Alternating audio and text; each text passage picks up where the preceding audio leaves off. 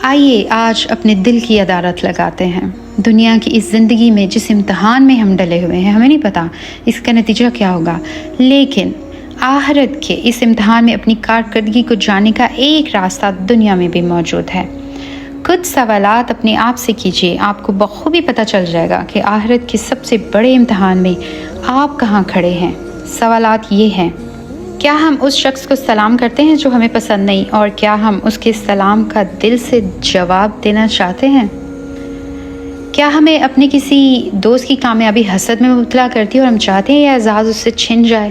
کیا ہم اپنے ملازمین کو حقارت کی نظر سے دیکھتے ہیں اور اپنا کہنا نہ ماننے پہ غصے میں ان پر برسنے لگتے ہیں؟ جب ہم کسی پہ غصے کا اظہار اس کو زبان یا دل سے گالیاں نکال کر کرتے ہیں تو کیا اس فہرست میں اس کے گھر والوں کو بھی شامل کر لیتے ہیں تاکہ اسے زیادہ تکلیف پہنچ سکے؟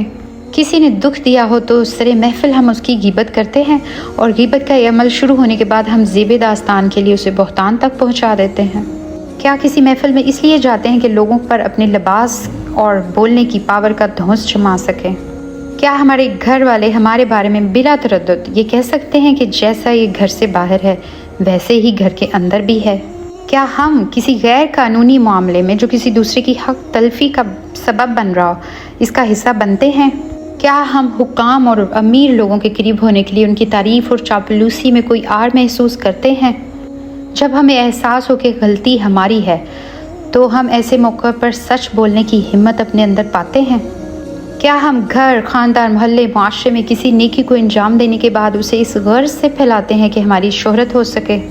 کیا ہم اپنے مزاج اور رویے سے کسی کو ذہنی اذیت پہنچانے کا باعث بنتے ہیں؟ ہمارے کسی عمل یا کسی بات سے کوئی اختلاف کر دے تو موقع آنے پر ہم اس کا بدلہ چکانے کی کوشش کرتے ہیں اس کی غلطیاں نکال کر؟ کیا ہم معمول میں 5 نمازیں پڑھتے ہیں، رمضان کے روزے رکھتے ہیں اور لازم زکوٰۃ وقت پر ادا کرتے ہیں؟